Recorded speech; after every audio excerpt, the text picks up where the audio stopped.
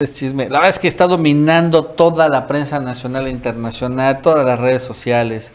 Pero bueno, vámonos, sin embargo, rápidamente, Mauricio, a lo que pasó hace unos minutos ya en la Suprema Corte de Justicia de la Nación, que fue importante, porque, bueno, salió recordando que el día de hoy se iba, o se está sesionando para que se votara o no la prisión preventiva oficiosa, ¿no? Recordando que hace 2 días empezaron los ministros a declarar el sentido de su voto por ese proyecto de eliminar la prisión preventiva oficiosa, pero los que estaban haciendo realmente era pues declarando inconstitucional un artículo de la Constitución, una completa barbaridad. Y bueno, la verdad es que la gran mayoría de los ministros empezaron a decir que no lo iban a hacer. Entonces hoy se suspendió en ese momento la discusión, hoy se reanudó y salió el ministro que puso el proyecto, Luis María Aguilar, y bueno, al final se dio cuenta que iba a perder por goliza y mejor dice, lo retiró, pero poniendo una salvaguarda, que iba a cambiar el proyecto para que lo volvieran a poner y ahora sí se aprobara. Vamos a escucharlo.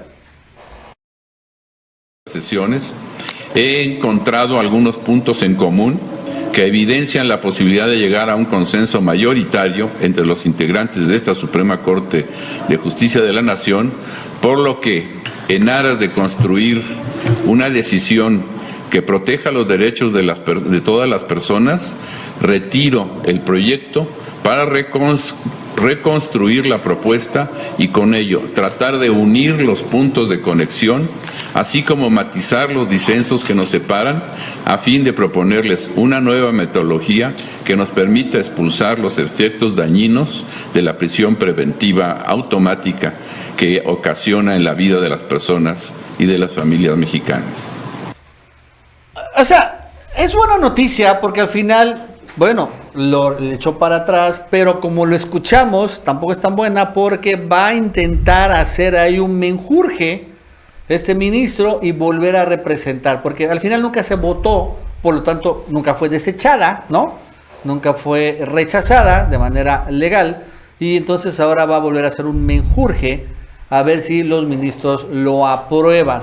Ese me hace realmente, honestamente, una jugarreta muy anticonstitucional, porque todavía insiste, como le escuchamos a Luis María Aguilar, en quitar la prisión preventiva oficiosa, que está claramente en la Constitución, se encuentra redactado, prisión preventiva oficiosa, la quiere quitar a través de otros mecanismos, pero bueno, por lo pronto, esta batalla se ganó, y la ganó honestamente contra los mexicanos, pero es que López Obrador tuvo mucho que ver, porque vaya que presionó a los ministros para que votaran en contra. Yo creo que la parte importante, independientemente de la visión del presidente, y lo importante que él señaló era que se mantuviera esta figura para el Plan Nacional de Seguridad, fue la revelación, esto que los ministros también de alguna manera escondieron en un principio, el hecho de que ellos tuvieran la facultad para andar modificando la Constitución. Hoy Sergio Sarmiento están tratando de viralizar una columna en donde dicen, ay, miren, en otros casos la Corte puede declarar que cuando hay conflicto entre 2 leyes, pues una se sobreponga a la otra. Bueno, sí, pero en este caso no había eso. En este caso fue nada más una decisión de un ministro que se le ocurrió, oigan, miren, es que ahora tenemos que quitar la prisión preventiva oficiosa después de 2008, cuando se aprobó todo esto, y que después de tantos años no dijeron nada, un día es como que se les prendió el foco y dijeron, oigan señores, vamos a echar atrás este artículo constitucional. Y entonces el hecho de que el presidente haya expuesto esto, de que se haya informado ampliamente y de que haya quedado exhibido que la Corte quería exceder sus funciones, supuestamente los que están ahí para cuidar las leyes no las iban a respetar, modificando la Constitución que solo le corresponde al constituyente, que es el Congreso de la Unión y los congresos estatales. Entonces, yo creo que esto fue lo que ya de plano los dejó así, los dejó mal parados, y por eso se empezaron a caer los votos, porque sí es injustificable. ¿Cómo ellos, como ministros que dicen defender la legalidad del país, iban a ser los primeros en no respetar las leyes, en no respetar la Constitución, pero algo tan elemental como la división de los 3 poderes del Estado mexicano, o sea, saltándose al poder legislativo. Esta es la razón por la cual muchos, la gran mayoría, votaron en contra de la propuesta de Luis María Aguilar. Por eso es que ahora la va a buscar revolcar, sin caer en este conflicto constitucional. Y sí va a venir un segundo intento, eso sí me queda claro. Y por ahí vendrán, pues podrán declarar inconstitucional alguna ley secundaria. Hay que recordar, por ejemplo, que esto de la prisión preventiva oficiosa para los corruptos, para el huachicol y todo eso, está en una ley secundaria. No, está en la Constitución. Sí, también está en la Constitución, pero hay unas que sacaron. Bueno, la de evasión fiscal, creo. Son 3. Son 3. La de huachicol está en la Constitución. En la Constitución. Está también la de corrupción. No, esa está en secundaria. No, está en la Constitución. Está en secundaria. Oh, ya te digo. Fue una reforma que aprobó Morena con su mayoría. No, pues está en la Constitución. En la ley penal. Y también está la reforma fiscal. Son 16 delitos que están en la Constitución y los que sumó Morena en la pasada legislatura. No tenía la mayoría constitucional y se pasó a una ley secundaria. Esa es la que pueden echar para atrás. Bueno, fíjate que sí, van a hacer una chicanada y ya hoy lo reveló la 4T, Mejía Verdeja, en esta sección Cero Impunidad, arrancó precisamente con esto y detallando cuál es la chicanada que pretende hacer. Y efectivamente, Mauricio, lo que quiere hacer ahorita Luis María Aguilar y los ministros es que, como no pudieron modificar la Constitución, entonces se van a ir directamente a la ley secundaria, que replica exactamente el texto constitucional, y esa la van a invalidar. Se van a generar un vacío legal de una manera sumamente ilegal. Vamos a escuchar. El 1 de septiembre al 7 de septiembre presentar la justicia. El día de hoy es un día importante porque hoy la Suprema Corte de Justicia va a votar el proyecto que determinará la permanencia de la prisión preventiva oficiosa. Dimos cuenta del debate muy amplio que llevaron a cabo las señoras ministras y ministros y consideramos importante comentar lo siguiente. En el artículo 19 constitucional se establece que el juez ordenará la prisión preventiva oficiosamente en los casos de abuso o violencia sexual contra menores, delincuencia organizada, homicidio doloso, feminicidio, violación, secuestro, trata de personas, robo a casa habitación, uso de programas sociales con fines electorales, corrupción, tratándose de los delitos de enriquecimiento ilícito y ejercicio abusivo de funciones, robo al transporte de carga, delitos en materia de hidrocarburos o petroquímicos, el conocido huachicol, delitos en materia de desaparición forzada, delitos cometidos por medios violentos como armas y explosivos, entre otros delitos. Como lo señalamos la semana pasada, la Suprema Corte de Justicia no puede reformar, inaplicar, derogar o modificar un artículo constitucional. Solo lo puede hacer el Poder Constituyente Permanente, integrados por las 2 cámaras del Congreso de la Unión, senadores y diputados, que tienen que votar reformas por mayoría calificada de 2/3 partes, y también intervienen las 32 legislaturas de los estados. Solo el Poder Constituyente Permanente puede reformar la Constitución. Este tema imperó en la mayoría de las señoras y señores ministros, mantener el artículo 19 constitucional. Sin embargo, expresamos la preocupación porque bajo el concepto de interpretación conforme o inaplicar un artículo de una ley, en este caso el Código Nacional de Procedimientos Penales, se podría en los hechos invalidar un artículo constitucional, porque el artículo 167 del Código de Procedimientos Penales reproduce literalmente, salvo una palabra que no cambia el sentido, lo que dice el artículo 19 constitucional en su segundo párrafo. Y en ambos se utiliza el verbo rector ordenará, es decir, el juez de control en el ámbito de su competencia ordenará la prisión preventiva oficiosamente en los casos de los delitos que ya hemos señalado. Si se determinara invalidar, inaplicar o dejar sin efecto este artículo del Código de Procedimientos, por la vía de los hechos se estaría restringiendo la Constitución, porque este artículo deriva literalmente de la Constitución. Siguiente. O sea, en otras palabras, ¿no? Lo que quiere hacer la Corte o lo que va a hacer la Corte, según Mejía Verdeja, y creo que es la interpretación correcta, es que no pudieron modificar la Constitución, entonces van a tumbar la ley secundaria y de esta manera no van a aplicar ya la prisión preventiva oficiosa, teniendo exactamente el mismo efecto, que es liberar finalmente a delincuentes que cometieron delitos graves. Yo no sé cómo piensan cuadrar todo esto, porque aunque no exista una ley secundaria, pues finalmente existe la ley constitucional. Y esto lo que estaría obligando, entiendo también, es que a los legisladores hagan y promuevan una nueva ley secundaria. O sea, básicamente ese sería también el resultado, porque sí, ok, la Corte te la va a declarar inválida, pues entonces hacemos otra ley, que ese es el trabajo y el papel de los legisladores. Y ahí será el estire y el afloja. La verdad es que en esto sí los ministros sí han seguido una línea política muy clara, porque es algo que no es nuevo, no acaba de darse esto, no se propuso por el presidente lo de la prisión preventiva oficiosa, y sin embargo ahora todos ellos se convierten en los grandes paladines. Es como este señor José Ramón Cosío, que todos los años que fue ministro no dijo nada, absolutamente nada de esta figura cuando estaba operando durante su mandato como ministro de la Corte.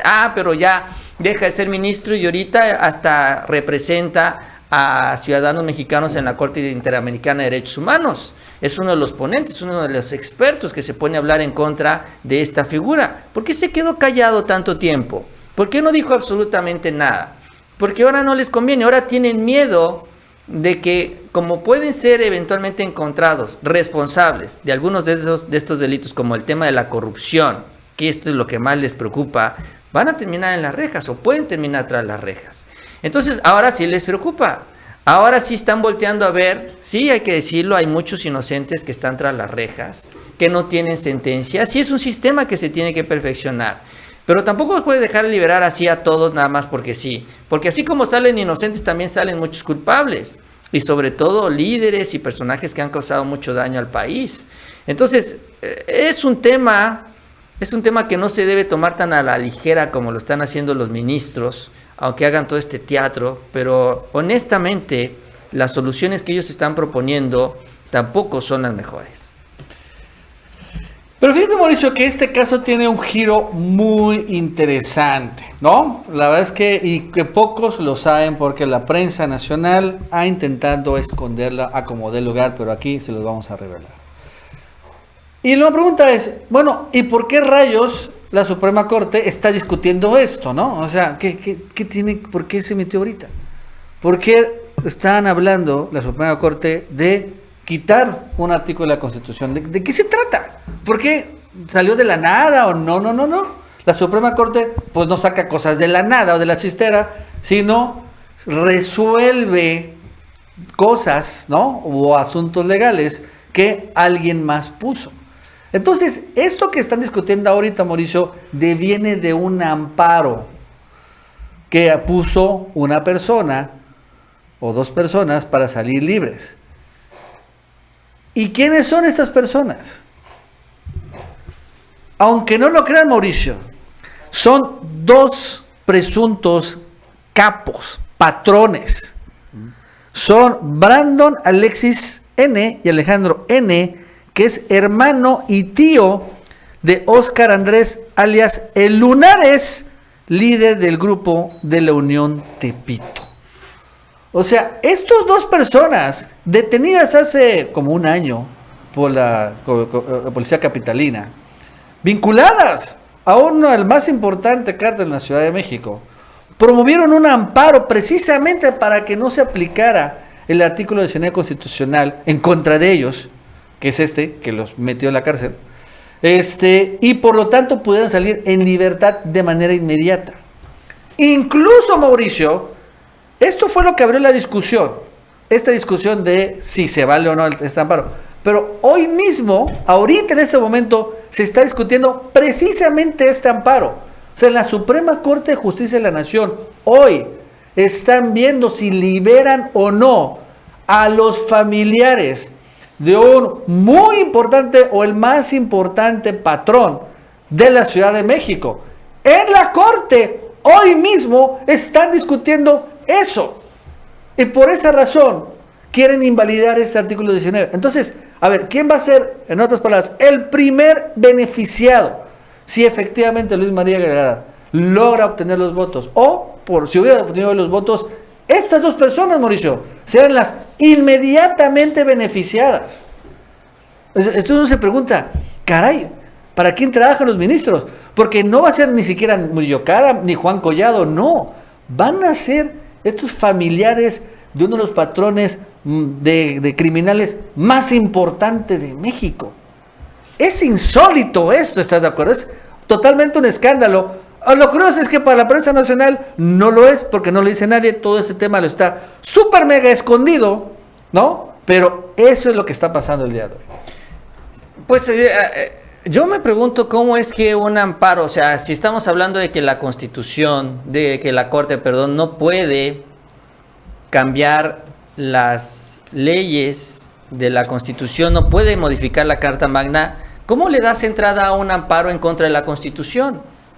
O sea, es como decir, entonces, pues no le hagamos caso a la Constitución. Eso es básicamente lo que está discutiendo la Corte. Lo curioso, Mauricio, es que... O sea, este amparo no debió ni siquiera de haberse recibido en la Corte. Ajá, es que, ¿cómo te vas a amparar en contra de una ley constitucional? Mauricio, hay cientos de miles de amparos, ¿no? Sí, ¿dónde está, por ejemplo, el caso de Vallarta? Ah, sí, ¿cuándo va a ser discutido por la Corte? Nunca. Sí, es un caso también muy trascendente para la vida política del país. ¿Por qué no se ha discutido esto en la Corte? Sí, porque dice, por ejemplo, Luis María Aguilar, que quede claro que esto no va a ser para liberar a delincuentes. No, este caso en particular que están discutiendo, sí lo es. Específicamente es la persona que inmediatamente va a obtener su liberación. Es una tremenda hipocresía. Pero la pregunta es, curiosamente, Mauricio, este caso está demostrando que qué bueno que hay prisión preventiva oficiosa. Porque vean hasta dónde están llegando con el poder económico que tienen después los patrones aquí en la Ciudad de México. ¿Qué poder para llegar hasta la Corte, ¿no?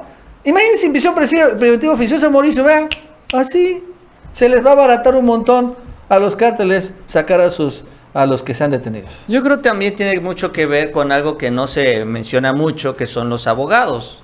Porque los que andan ahí metidos son los abogados, que tienen a sus jueces carnales, a sus jueces amigos. Los más de arriba tienen a sus ministros amigos. Por ejemplo, hoy estaba leyendo una reseña de la boda de la hija de Aguilar Sincer, ¿no? En donde dicen que invitaron a puro machuchón, que fue en Europa, ¿no? Puro peso pesado, ¿no? De los más influyentes en el país. Y pues todos ahí en la boda de este señor. Pues es que sí, o sea, así es como también se dan estas relaciones de intereses y hasta económicas. Hablamos mucho aquí del tema público, pero en el tema privado también hay disputas legales de miles de millones de pesos y que pues estas decisiones las terminan tomando los jueces. Entonces se mueven muchos intereses y mucho dinero. Por eso los jueces, con esta decisión, lo que busca la Corte es que tengan incluso más poder. Porque ahora los abogados, por ejemplo, ya te van a poder vender tu libertad. Te van a decir, ay, oye, te agarraron por homicidio. No, pues es que antes tenías que ir a la cárcel, pero ahora yo te puedo dejar libre si nos vamos con este juez que yo conozco o si operamos como yo lo sé hacer, ¿no? Y entonces ya te venden tu libertad. Por eso los abogados están felices que esta decisión recaiga en el juez.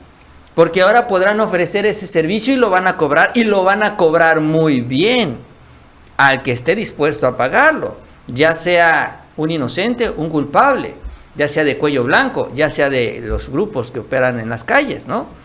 Finalmente ellos reciben su dinerito, hacen su chamba con esta nueva ley, que es lo que quiere impulsar, o este nuevo marco legal que quiere impulsar la Corte, y pues bueno, ellos felices y contentos. Ahora la sociedad no tanto.